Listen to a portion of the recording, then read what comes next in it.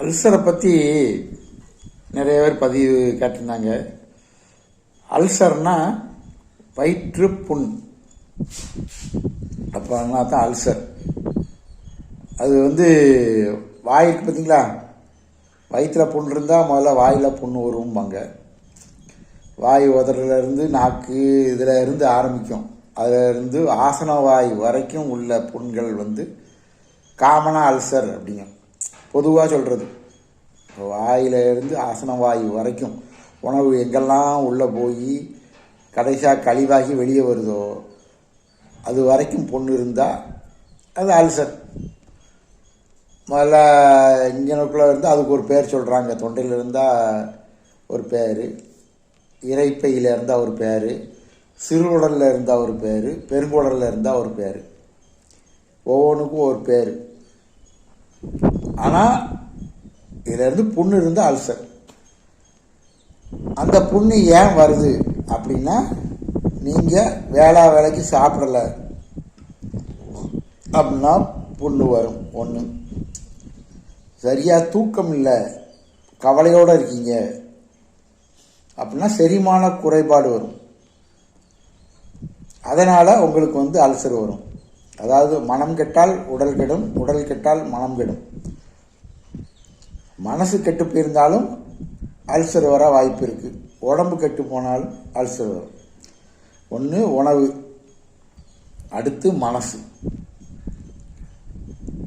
பல ஆண்டு காலம் மனசு பாதிப்பிலே வாழ்றீங்க, தூக்கம் இல்லாமல் மன பாதிப்பு, கவலை, பயத்தோடு வாழ்ந்தீங்கன்னா அல்சர் வரும். அப்போ அல்சர் வந்துட்டு அப்படின்னா அதை போக்குறதுக்கு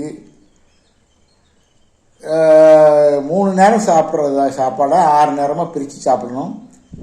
பசி வர்றதுக்கு முன்னால் சாப்பிடணும். கவலை இல்லாமல் வாழணும்.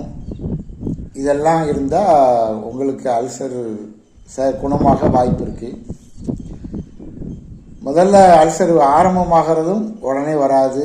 அது 2-3 மாதம் கழித்து 2-3 வருஷம் நீங்கள் முறை இல்லாமல் இருந்தீங்கன்னா, வாழ்க்கை விழுந்தீங்கன்னா வரும். அதே மாதிரி குணமாகிறதும் மெதுவாக தான் குணமாகும். 1 வருஷம் 2 வருஷம் 5 வருஷத்தில் அவதிப்பட்டவங்களாம் இருக்காங்க. நானே 5 வருஷம் அவதிப்பட்டிருக்கேன். என்னுடைய 32-33 வயசில் ஆரம்பித்த அல்சர் கிட்டத்தட்ட 40 வயசு வரைக்கும் எனக்கு ஒரு வடையை சாப்பிட முடியாது, அந்த அளவுக்கு அல்சர் இருந்தது. இப்போல்லாம் அதெல்லாம் போயிட்டு இப்போல்லாம் வடையெல்லாம் எடுத்து வாங்கிடுவேன். இப்போவே 2 வடையை தின்னுட்டு தான் உங்களோட பேசிக்கிட்டு இருக்கேன். அதனால் இருந்தது, அல்சர் இருந்தது, அவ்வளோதான். நோய்ங்கிறது வரும், தப்பாக வாழ்ந்தால் வரும், பிறகு அதுக்கப்புறம் போகும், சரியாக வாழ்ந்தால் போயிடும்.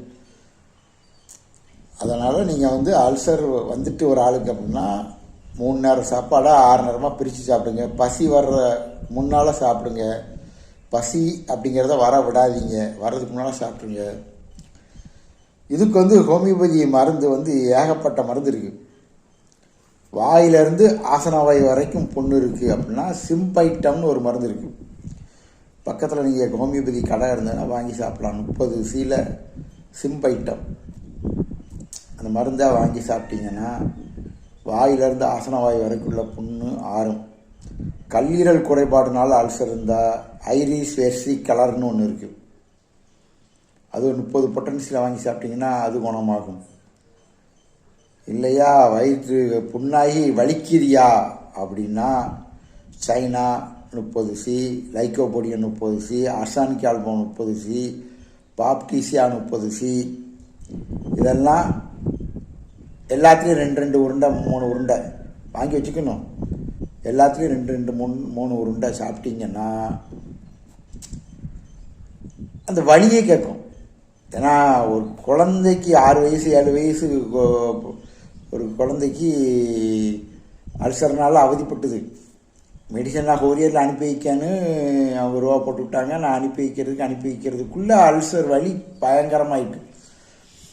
அவங்க அம்மா ஹோமியோபதி மருந்து கடையில், மதுரையில் இருக்காங்க, ஹோமியோபதி மருந்து கடையில் நின்றுக்கிட்டு எனக்கு ஃபோன் அடிக்காங்க நைட்டில்.